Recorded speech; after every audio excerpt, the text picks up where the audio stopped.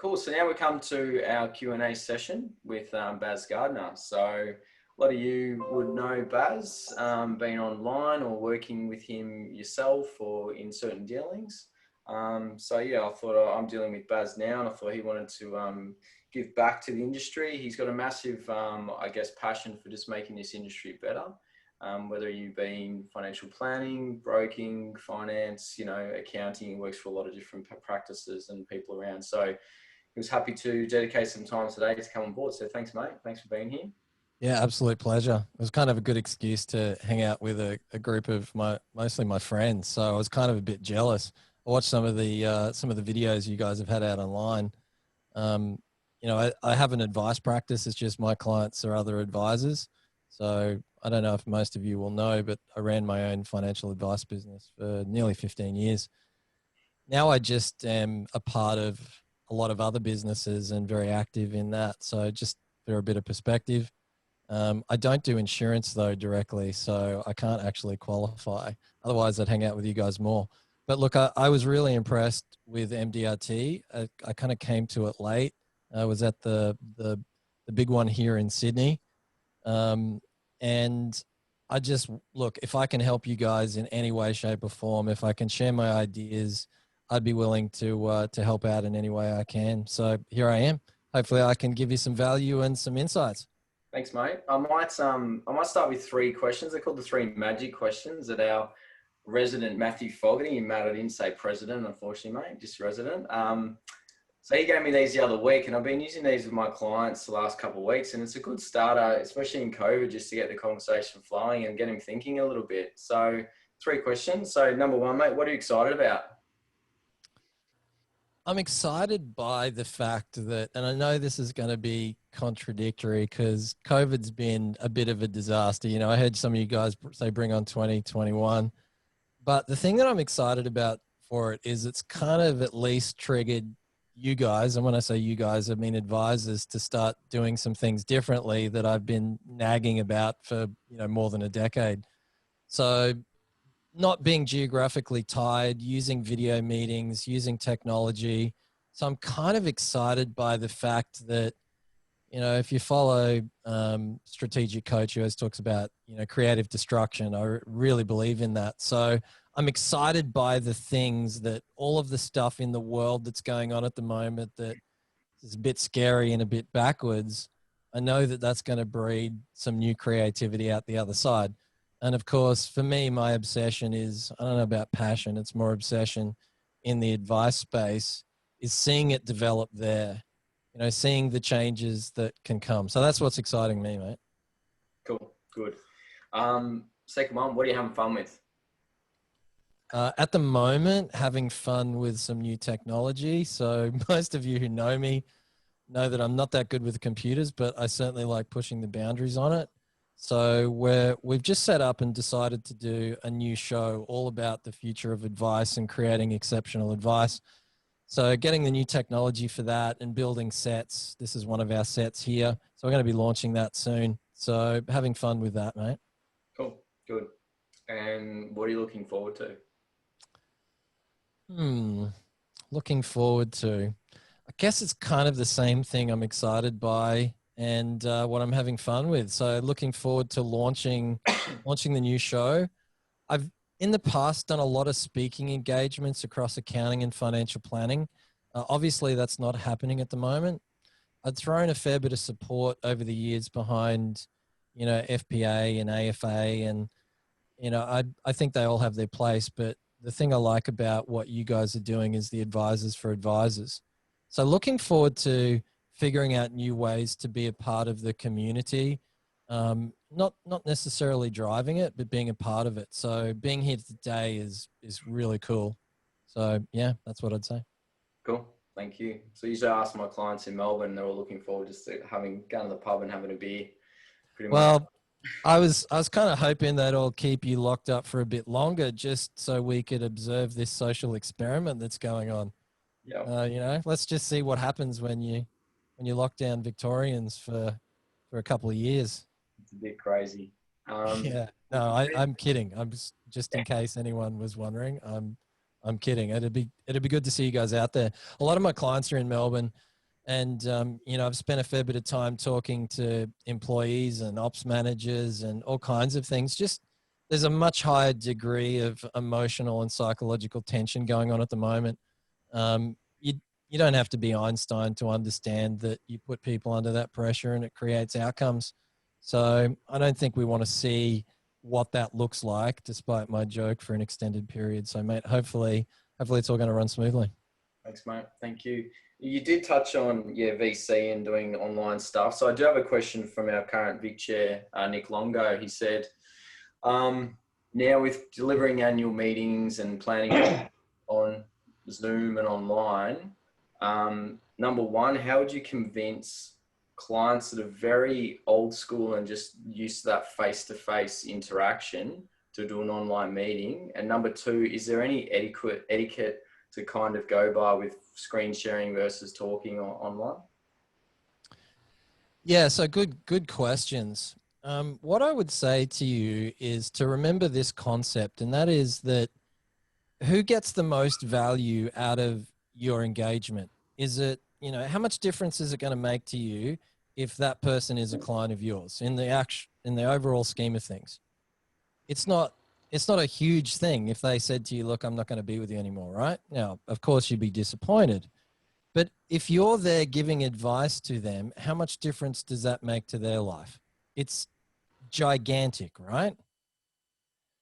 And so what happens is most advisors try to do everything to conform to the client's perspective, when in reality, they're the one getting the lion's share of the value out of the equation. So one of the things I always encourage advisors to do is to understand and recognize their own worth and their own value. And so I know it's a long way to answer this question, but my point in it is that you have to actually lead the client. You have to take a position of strength. So Aaron, I'd use you as an example because, you know, as we were getting into this COVID thing, and I kind of told you guys early that we'd be getting these lockdowns and restrictions and that you needed to move your clients across to Zoom.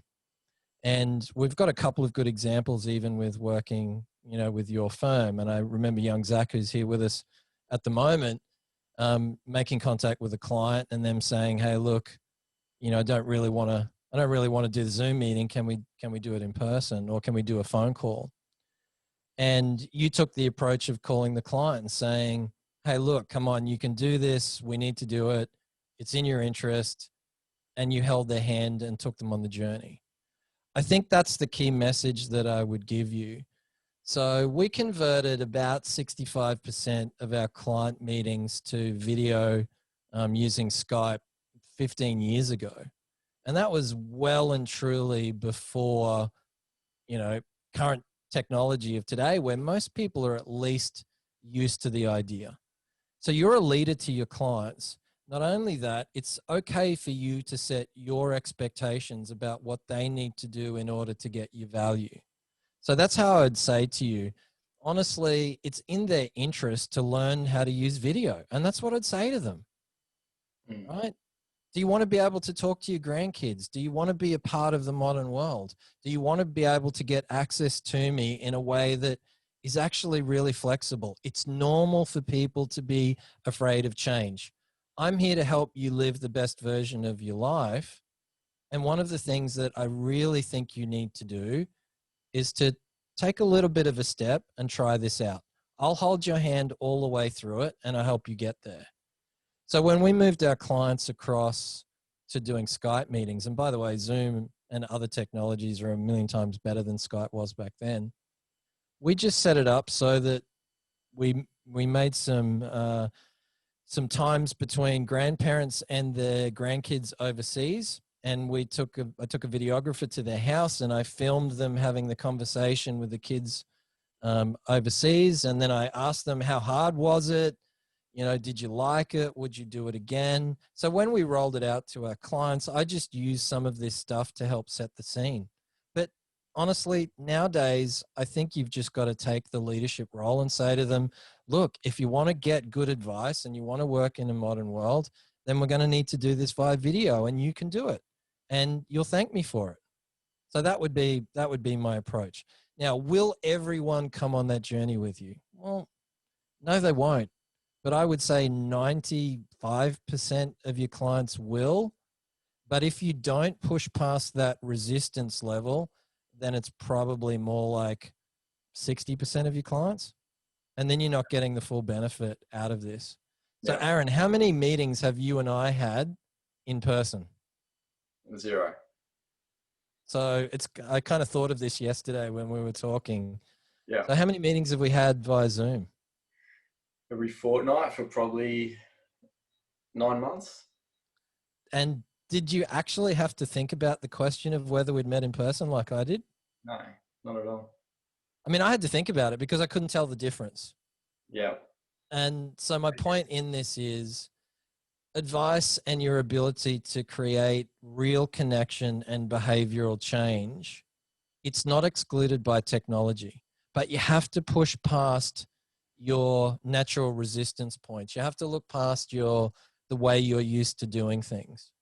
And if you can do that, then it actually frees you so you can be non-geographically locked. I mean, be an advisor to clients anywhere in the country, an advisor to clients anywhere in the world. You can just have just as good a relationship with them via video. That would be my answer to that question. Yeah. Yeah. And I think my experience as well. So once you get that 80-year-old or 83-year-old logging on Zoom, they think they're pretty proud of themselves.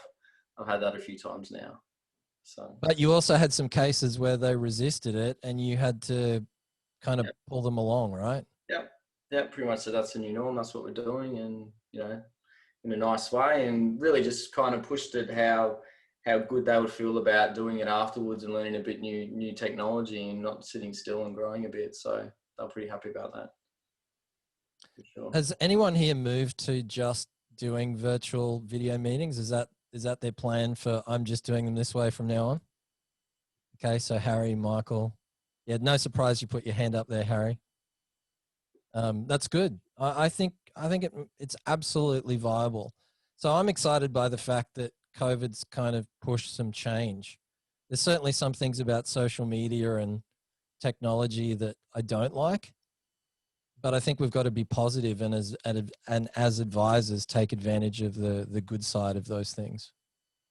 Yeah. So you mentioned before about how I think we were apologetic a lot of times for clients and wanting to just toe the line with them to not get them upset. Does that have something to do with probably the next question, but why do you think planners undervalue themselves? Yeah, look, what a big question that one is. I'm going to start out and say that everyone undervalues themselves, right? So I've dedicated my life to helping others to live better versions of their lives. I just realized that I got more fulfillment out of being the person setting up the person to score the goal rather than being the person scoring the goal. So it's why I love working with advisors, but I still work with advisors on their clients. So, Aaron, if I met probably 50 of your clients, right, in person, all I would need to know is their name and I've got a huge snapshot into their whole life story, right? Yeah. Mm-hmm. So what I would say is that everyone, including your clients, have self-worth issues. And it's the self-worth issues that get in the way of taking the action necessary in order to get the life that you want. Right? Everyone wants to be moving forward in their life and having a better version. That's the nature of being a human, is the feeling of progressing. So understanding that is a key principle. It's in our nature to have self-worth issues. It's in our nature to undervalue ourselves. Well, then you have to look at, well, where are you and how are you expressing yourself? And depending on that person's, job, role, career, profession, whatever, you'll see certain characteristics for how they're expressing that.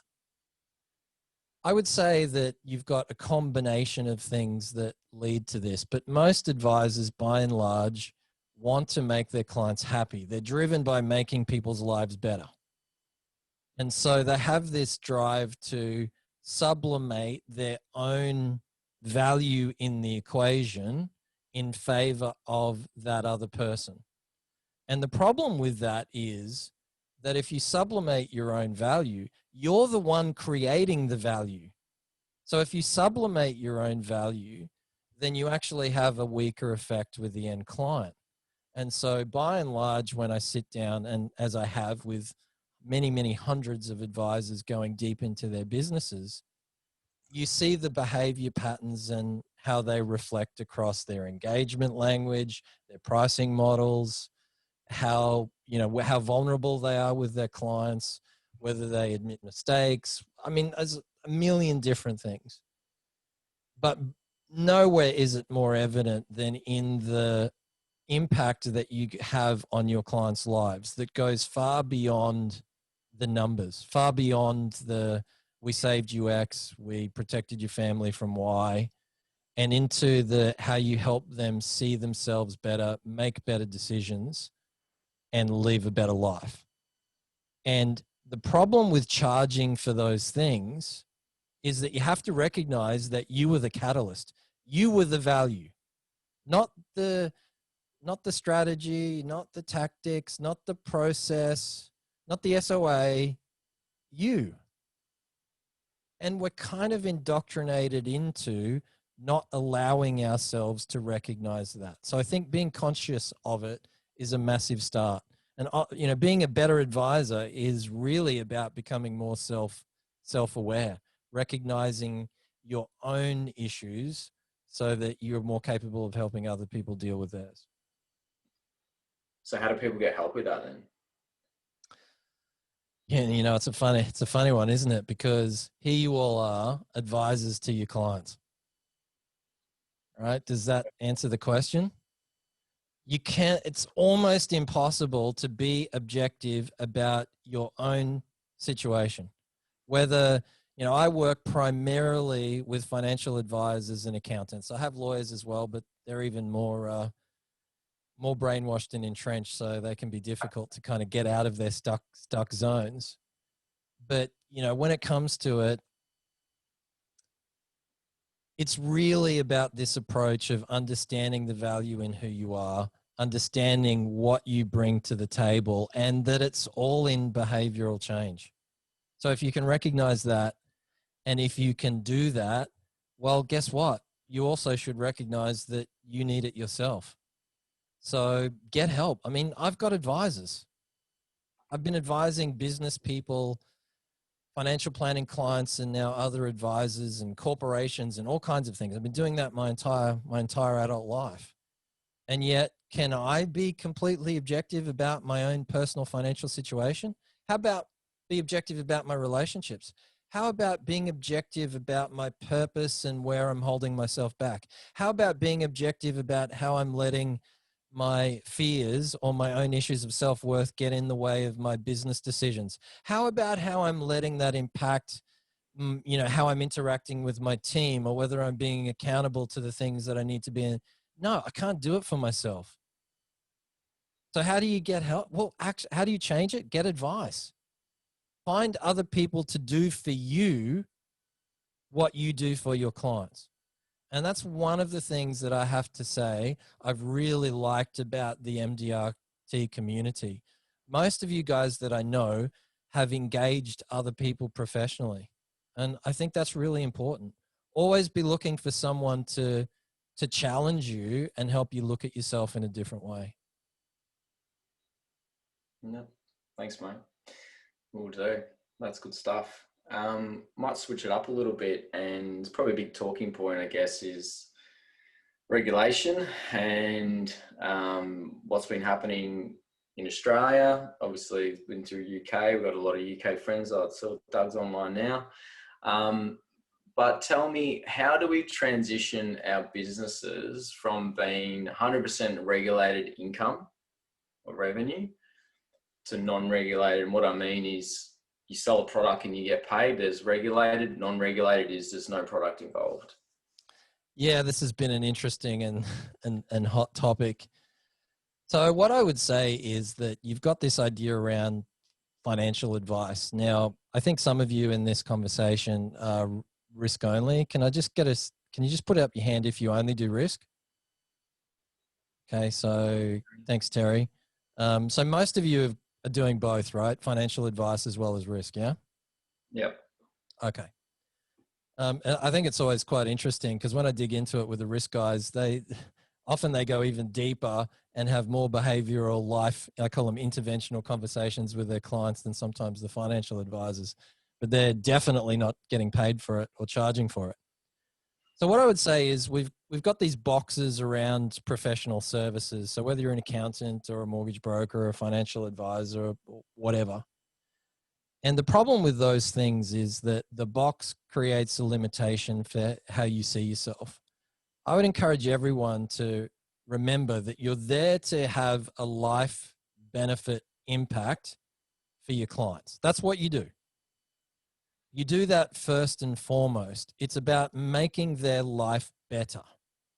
And if you're a financial advisor, then you have an obligation to make their life better.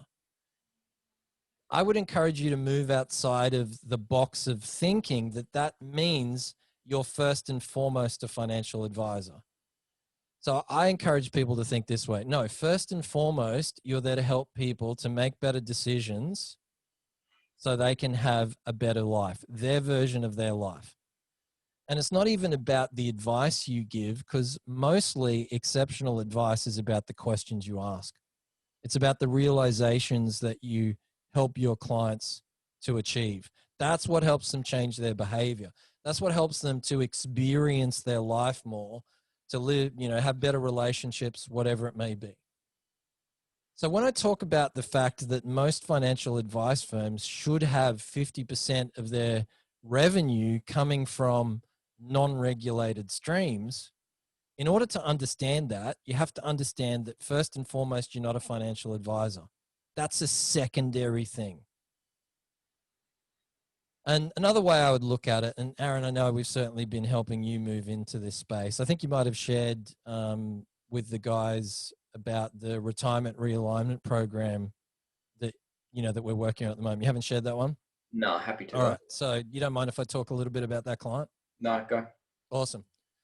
So Aaron and I were having a conversation about a particular client, pre-retiree, and every year for the last, I can't remember exactly how long, 3 years I think it was, he's been talking about retirement. And Aaron's been working on SOAs and trying to get him to figure out what he needs to do in order to get to retirement, but he's not following the advice and he's not getting there. And so first of all, Aaron was doing the extra work and not necessarily charging additional for that. Well, a retirement year is twice as much work, so make sure you're charging twice as much as you normally would. Otherwise, you're giving away your value. So there's one pointer. But secondly, there's a fundamental issue here. So what's the problem? The problem is, and we started going through it and actually looking at the fact that, okay, here's a guy who runs 6 businesses for an entrepreneur. The entrepreneur comes up with a vision. This guy makes it happen. And he's been doing that. And he's used to being completely structured. He's also used to sublimating his vision. So he's building things for someone else's vision. And so he's looking at moving into retirement. He can't visualize it. And he doesn't know how to have the same control and the same structure. So instead of putting to him another proposal to do a statement of advice and plan out retirement, we said, okay, well, let's get you aligned with you being fulfilled and having a common vision with your life and knowing what it is and figuring out how to get your mojo and having it stick through retirement. And I'm going to charge you a fee to do that. And guess how much of that process requires a statement of advice? None. Mm-hmm. So what I would say to you is that whether you're a financial advisor, an accountant, or a risk, it doesn't matter. Right? Because if you want to add this service to your offering, then understand this. Every single year, 25 to 35% of your clients have complexity in their life that's in the way of getting to where they really want to be. Now, they may not have admitted it to you. They may not have admitted it to themselves. But if you can draw them out and paint the picture, then they will pay you. And in fact, they would pay anyone to help them to move past that roadblock. Okay? And all you have to do is value yourself enough to know that you can help them get there. And all of you, all of the guys here that I personally know, you've all got the skill set to do this already. You don't need to go and do some life coaching program or whatever. You help your clients look at their lives, answer hard questions, be objective about their situation. And all you have to do is to paint a picture of, this is where you are, this is where you want to be, and we're going to help you figure out and take the steps to get there. And here's how I'm going to charge you to do that. So to me, that's the exciting bit for you guys. The opportunity is huge, and everyone has this stuff, and no one knows how to help you move past it and do it, and no one's willing. And you've all got the expertise, you've all got the knowledge, you've got the relationship, but you're just not doing it. Or if you are doing it, you're not charging for it, right? And therefore you're not doing it well enough, because when you give it away, right, you haven't made it explicit what the value is. You haven't got the client to experience some pain in the commitment to the problem. You haven't got them to take it seriously enough, and you have to take shortcuts because you're not getting paid to do it. So when I work with clients, that's been a huge focus for me over the last 5 years, is number one, get your pricing right for the models that you already have. You've got to do that. You've got to have a minimum price point. You can't, the gym membership model for financial planning no longer exists. So you all know that. That was coming. That was a no-brainer that would happen eventually. But does anyone actually want that? None of the advisors I know, none of the people I know here, you all want to go deeper with your clients. So secondly, then understand that you can charge to help people to solve this. And I promise you, every single client, once you start scratching the surface and you know how to dig into it, they've got problems there and they're willing to pay you to get your help to solve it. And it's the stuff that is the most valuable, that they'll be happy to pay the most for, that they will refer the most for, and that requires no back end. Yeah. I know that was a long-winded answer, but obviously something. No, that's good. That's good. So the passionate. example Baz was talking about, so my client, I'm taking through their first, I've called it retirement mindset ready program. So it's a 10-week coaching course I'm going to take my retirees through. And yeah, so this client been struggling with that, the grip of just retiring. And so I said, look, we'll give you 100% certainty. We'll work out your fulfillment in retirement after work. And you've paid me $5,000 to do like 5-6 Zoom sessions with him. And at the end, we give them a bit of a little roadmap, just something tangible at the end, but that's about it. So I'm going to try and launch this out to all my retiree clients, that you must do it if you're going to be a retiree client of mine, to go through, just to give you that realization. A lot of it's to do as well. If you're not fulfilled and you go into retirement, can lead into depression, other health issues as well. So that's a big issue too that we see in people retiring. So yeah. And you did mention, Baz, around making sure they feel it and they're buying into you. So talk a bit about price tension and how that works with actually getting better quality referrals and clients. Yeah, it's kind of interesting. So over the last 5 years, I've been doing the maths and building algorithms for this stuff on what actually drives referability for an individual advisor. So as we go through and we do our benchmarking and we interview and ask the advisors questions, we actually build a mathematical equation, which then spits out their organic referability. And sure enough, it's pretty much 100% correlation with real world results. One of the big factors that contributes to this is the value the client perceives, obviously, right? Well, price tension is a part of this. So when you sublimate your own value, most advisors are trying to get the clients across the line without there being tension in the price. Okay. So that's a good thing. I'm not, no one wants conflict in their relationships, right? Well, the problem with it is, if you're avoiding conflict in your relationship, it's not conflict, it's tension. And when you think about it, if you're there to help this person make better decisions so they can have the life they want, then you're probably in the most important role in their life other than, their direct family. You're the person that, if they have you, they get to where they want to be. If they don't have you, they don't get to where they want to be.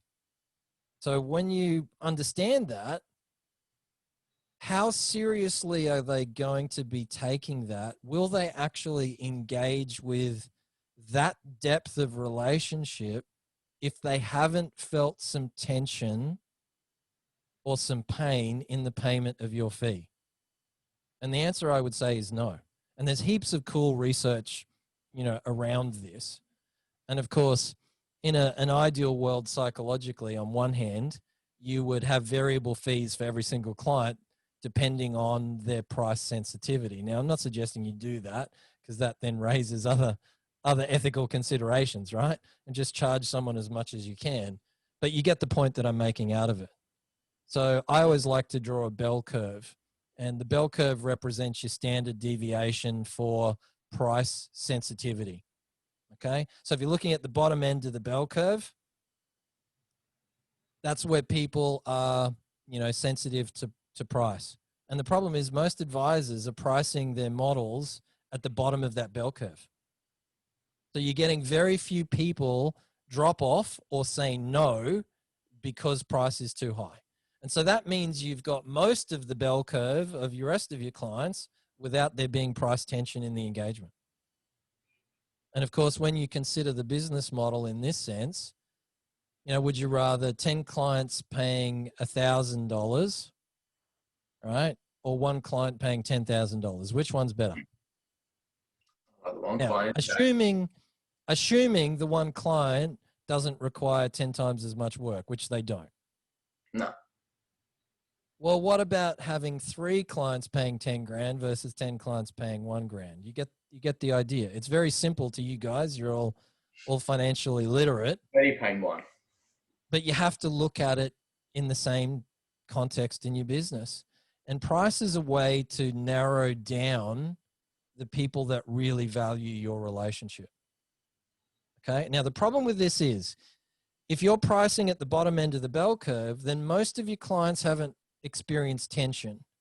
So they don't take the relationship as seriously. They don't value it as much. And they most certainly don't refer as much. So every time we go through this, we increase the price, we make sure that we're getting tension in the conversation, right? That they're actually valuing it, that we're managing and setting the expectations better.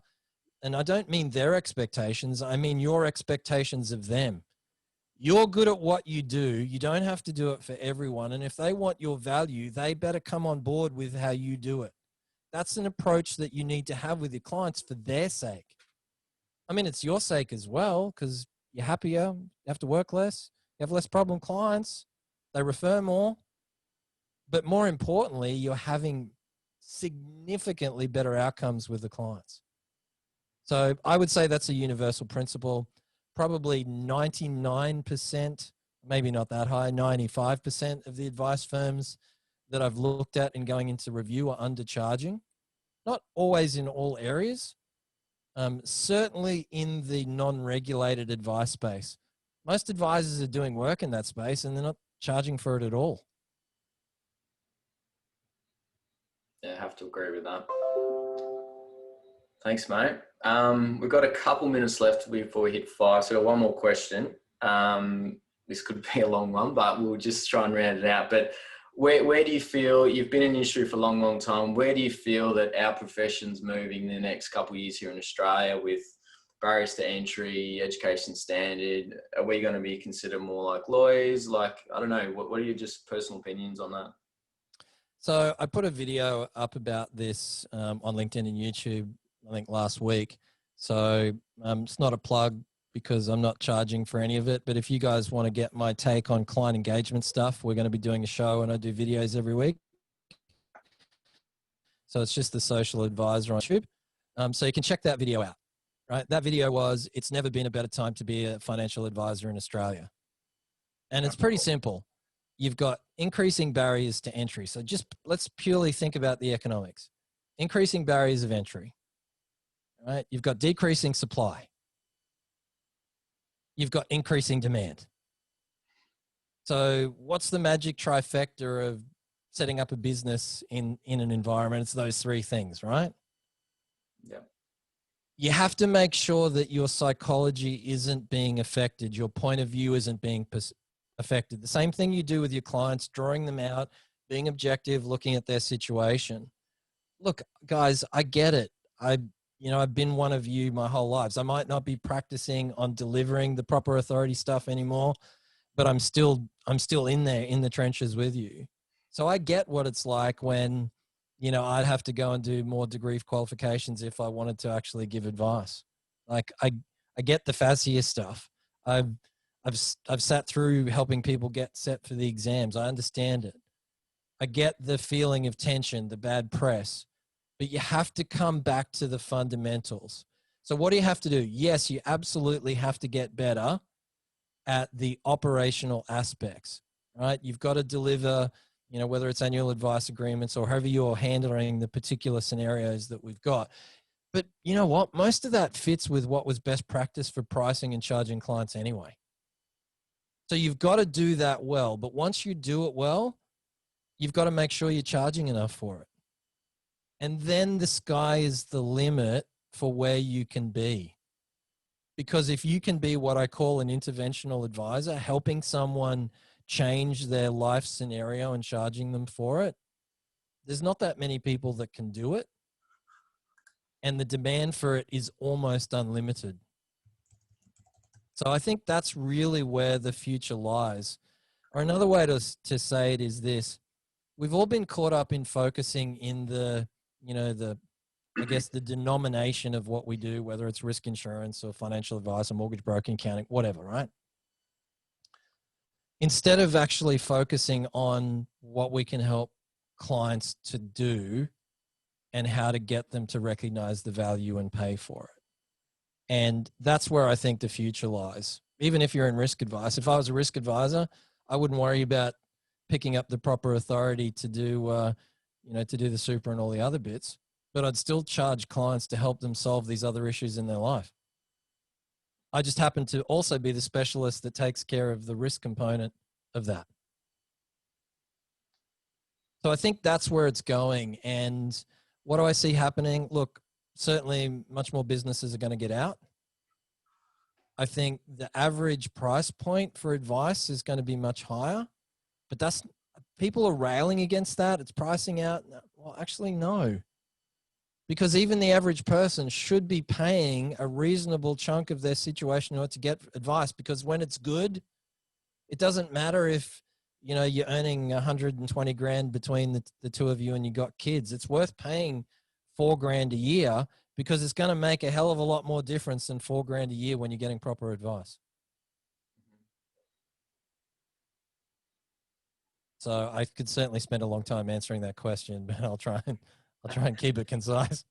Well, we just hit 5. Interventional advisor, you've said that a few times. I love that concept, I guess. So that's probably where we need to aim at, right? Yeah, I think we've all focused on the denomination instead of our art as in terms of client engagement, right? So I've decided that my focus is on that, because no one's doing it really well. No one's really digging into how do we help advisors to become not just good at client engagement, but exceptional. And it's so much deeper, and it requires intuition far more than logic. Aaron, getting you to do these things and not letting you have too much structure, because the structure will get in the way. Why? Because I'm trying to teach you to use your intuition. Interventional advice means listening to what the client's not telling you, but they are. Because everyone speaks consciously and subconsciously. And if you can learn to listen subconsciously as an advisor and then repeat back to them where they've got the gap between their conscious and subconscious every time. And when we looked at the video of that particular client, because I get Aaron to record his meetings so I can check them out, and you're telling him and I can see his eyes opening up and nodding his head, his behavior is going to change for the rest of his life because you've helped him make that realization. So that's where I think the future lies, going beyond the narrow box and into the interpersonal in a far, far deeper way, learning to use intuition before logic. You still got to have logic there. You still got to do the other bits and make sure they take care of that. That's where I think the real coalface is. Awesome. Thanks, mate. Pleasure. Round of applause for Baz. Thanks for dedicating your time, buddy. Anytime, I guys. might If you even, ever, if I you ever might want me to just, do anything else on it, just hit me up. I might even just throw to the floor. Like if you don't have to go, you can hang around. Ask Baz a question if you want. Anyone else, other Roy or Jamie's gone now, but ask anyone a question, guys. Nick, I know you're thinking of something. Oh, mate, I've got a few. Good work, Baz and Aaron and Jamie and Roy. No, that was fantastic. Baz, just one thing on screen sharing. I mean, you didn't share a single screen there. Just some guidelines, please. Just if you Yeah. could Okay. So Nick, you did have that in your question. Yeah. I apologize because I got carried away with the other bit. Mate, you know, I was tempted to bring up my bell curve and screen share it as I was talking about it, and I decided not to. I guess you've just got to be careful and remember that engagement is the key. So I think a lot of people can use the visual tools as props, right? Now, that's good. It's good when you're going through a process. So I kind of have this thing where I'm working with clients and we'll have a structure and we've got our algorithm and we've got set questions and process. But if I adhere to that too strongly, then I don't have the chance to be looking them in the eye, reading their body language, and using intuition. And I think the key is in learning to get the balance right. So my view is use visuals, right? Use them. It's professional. It looks good, but don't do it at the sake of missing out on that personal connection. So I certainly wouldn't do a client meeting that was, you know, all screen share. Right? Does that help? I mean, honestly, it's up to you. And if you've got something to deliver and you've got visuals and, you know, you've already got an engaged client, I don't think there's too many protocols for it other than trusting yourself. And just remember, you're there first and foremost for the client's benefit. So no rule or no etiquette outweighs that. Baz, I made a list of things that we usually hold in a planning session, and I don't think there's anything there that has to be shared during that interview. That can either be emailed before or after, and it can be talked through and just discussed. But again, yeah, I don't think there's anything there. You've answered the question and I've kind of understood it well. Thank you. So if I could just kind of spend a second more on that. If you've got stuff that you like to explain to clients, so, you know, Roy showed us his sailing to retirement stuff, which is really cool.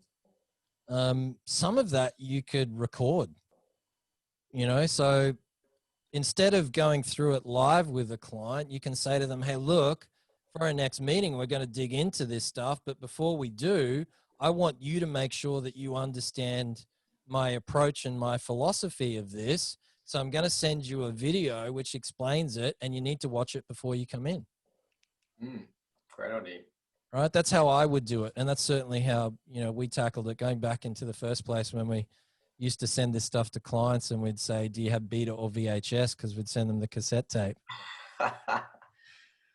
Right. So put all my whiteboard drawings into a video and would send that to people up front. So don't. Brilliant idea. Yep. Yeah. And if you wanted to run through your client engagement and I could give you more specifics, mate, just let me know and I'll set up a time and I'll give you my pointers.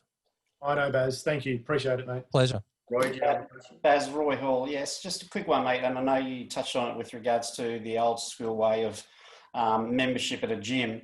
And I just wanted to hear maybe just from yourself or even what other members have got with their licensees. But I'm currently Clearview licensed, and they've now brought out a calculator that we have to have on file to then justify the fee charged, and we're not allowed to go over that. And it just starts to get a little bit handcuffy by our licensees now because they're trying to interpret it, you know, the fascia and the rules and the standards and everything else. And it just starts to get a little bit frustrating from what we try and achieve with everything you've spoken about today, which is fantastic because we do give away way too much sometimes.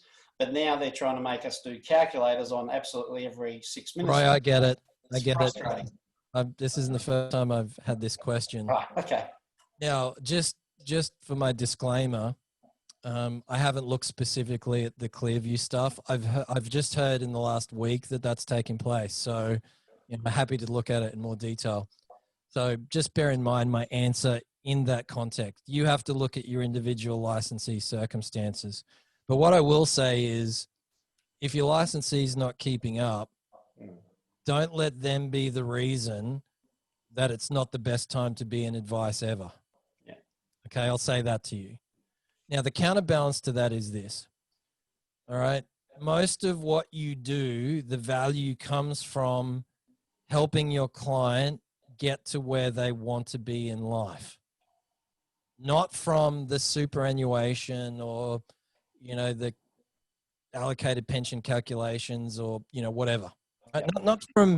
Not from how much money you saved or any of those things. So the problem that you've got here is ASIC has said we can't have this, fee for no advice but ASIC is only looking at this in a narrow band, and so are your licensees. And the problem with that is it still helped keep the blinkers on you guys. So what I would do is I would simply say to my clients, there's two areas we give value. Overall, it's all about helping you make better decisions, take the action, keep you accountable, do the things you need to do in order to get to where you want to be. There's two parts to that, right? Most of the value comes from me knowing you, being your partner, and talking you through this stuff. We also have to charge you for the technical bit that goes on behind the scenes. So I'm going to give you two invoices, right? One invoice is going to be for this value, and it's very easy to articulate this, so take my word for it, but I can't explain it in the time that we've got left. And then one invoice is going to be for the financial advice. Now, it's up to the individual circumstance as to whether, Clearview will allow you to do that. But certainly that circumnavigates the problem from a principal point of view. That's how I would handle it. Thanks, mate. No, thank you. It's just coming out more and more these days. So it's interesting to see your interpretation. So thank you. Yeah, certainly in the AMP world, that's what we've been doing. Same with MLC. And it takes a little bit of work sometimes with the compliance teams. But if you've got a contract with your client and they're saying, we're paying you to do X, Y, Z, coach us through our fulfillment in retirement, get mutual vision, help us feel comfortable with seeing what it's going to be like and how we can plan it out. And the value is in feeling comfortable and fulfilled and with a clear path. And we're charging you for this. It'd be very difficult for someone to come along and say, that's licensed financial advice. Now, you're still going to have to do the bit that comes with that, right? Otherwise, I'd be having to give you a statement of advice, Aaron, every time I told you to do something, but I don't. Yeah. Thanks. Appreciate it. My pleasure, Roy. Happy to go into more detail. You can just hit me up. Any other questions, guys? Obviously, everyone's still hanging around, so if you've... Matt Foggers, come on, mate. You're one that doesn't usually hold his tongue. Great session, Baz. I think Thanks, I thought it was really quite what's going on at the moment. I think I had a question, and I think it was one of the big things is post-COVID, in terms of how businesses will look post-COVID, and the things possibly that we need to get ourselves ready for. That's going to be happening. And if you listen to the talk around the profession, a lot of people are giving back files to the companies, and the companies setting up their internal stuff. So that'll be interesting. But yeah, I suppose the question will, post-COVID in terms of, technology and things like that, you did cover it off. Is there anything that we should be doing, like checklists or bringing people into the profession? So how would you bring, I'll summarize the question.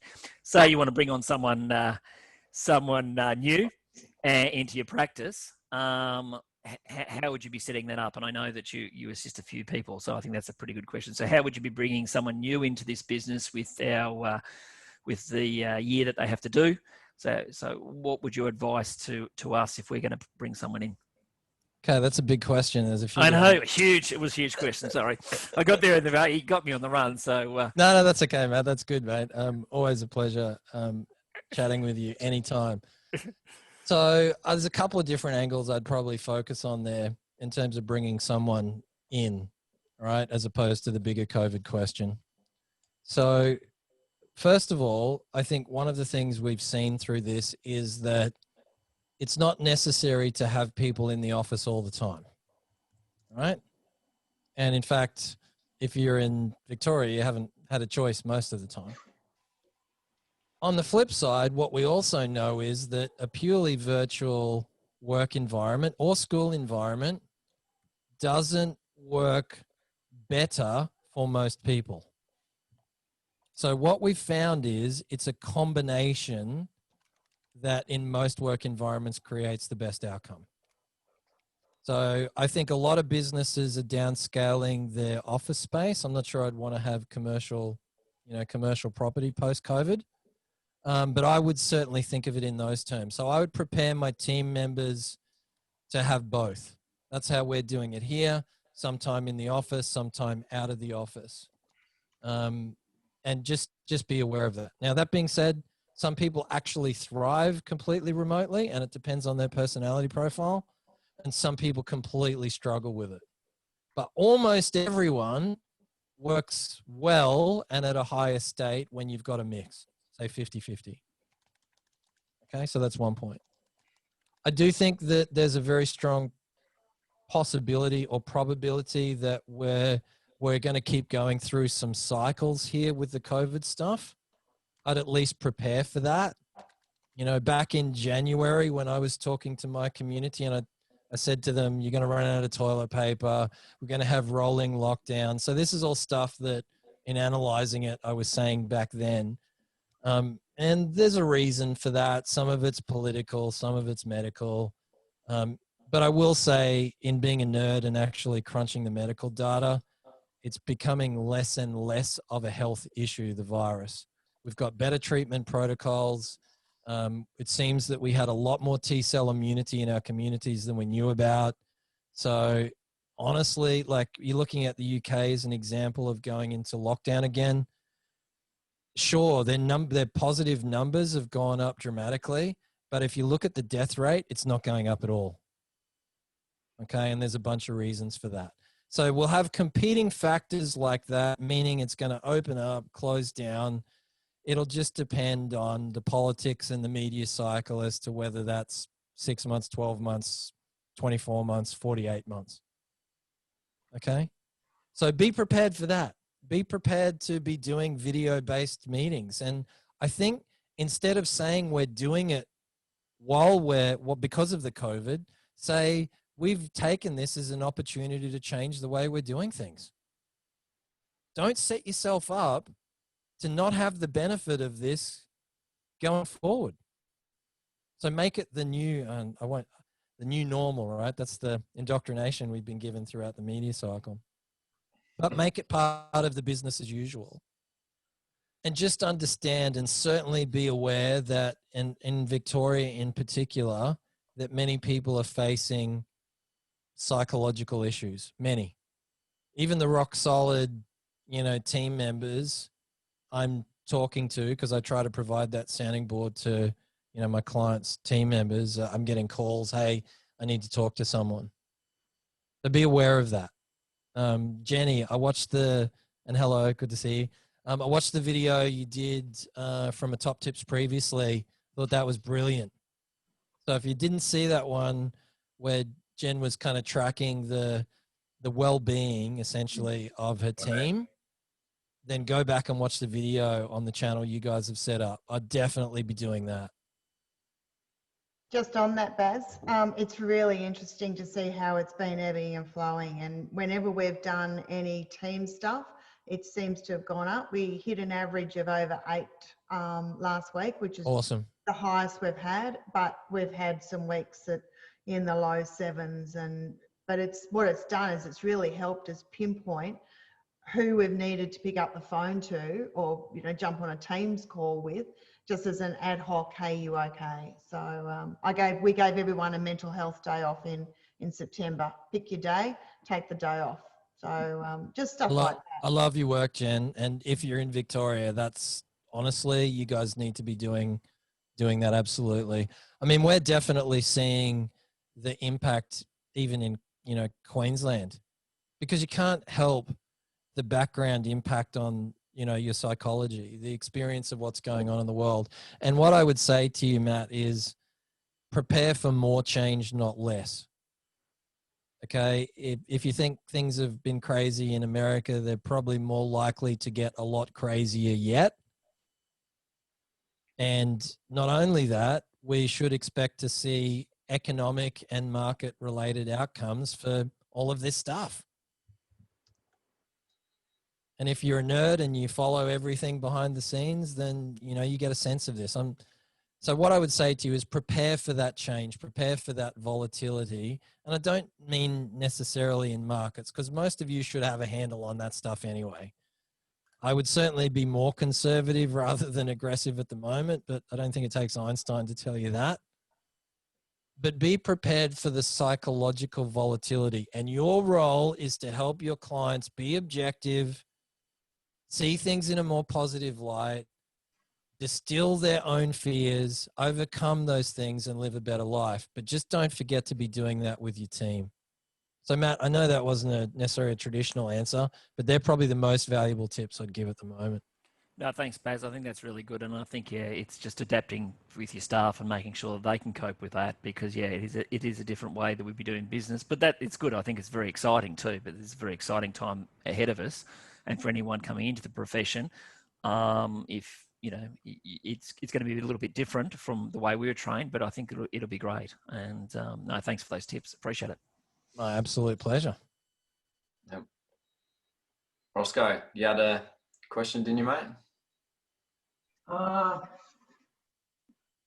have so many questions. G'day, Baz. Every time I listen, I always have so many questions of myself more than for the group. I did a presentation today for a client, and at the end, she was happy to pay the fee for the advice, but then wasn't sure she wanted to pay the ongoing advice fee. And the way I handled it today, I thought I handled it okay in terms of putting it back to her and saying, well, you're just not going to get the value. But I could have handled it a lot better. And so again, the value of this meeting for me, just getting these minds in the one place and being able to share things has just been so good. And this morning, as I was writing in my journal that David Braithwaite encouraged us to do back in the first meeting, and I've been able to do that now for about 40 days straight. I've really enjoyed that. And Jamie's idea today about videotaping and my file notes, that's just something I'd never even thought of. So I just want to say thank you on behalf of everyone here, to everyone that's sharing and everyone that's contributing, because it makes a difference to all of us, as it always has. Well, I don't Ross, really have a question, Baz, but I just want to say that's okay, thanks. Ross. You know what? That was awesome, because when I speak, that's what I'm trying to do, get you to ask questions of yourself. Right? I think that's what good advisors do. So that was a compliment. Thank you. Well, it works, mate. Every time I hear you, it works. Good. I'm glad. Thanks, mate. So what I would say to you is, one of the things I really, really enjoy is digging into individual client scenarios. So, Aaron's got to experience this. So all you got to do is take 3 minutes to tell me the client's scenario, and I'll tell you what the real issue is and what you can do to handle it. Who knew that was going to be my greatest superpower, but I've really enjoyed that. So if you wanted to bounce, if you wanted to bounce that client off me, I'd be happy to. And I'd also offer this to the group. If you guys wanted me to do any of that kind of stuff for your group, like as a separate thing, I'd be happy to do it. I'd love to give back. If I could be a member and be a part of what you're doing, I would. So client scenarios is one of my favorites. So if you wanted to get together and throw me, a couple of client scenarios from a few different people, and I can go through and break them down for you, love to do that.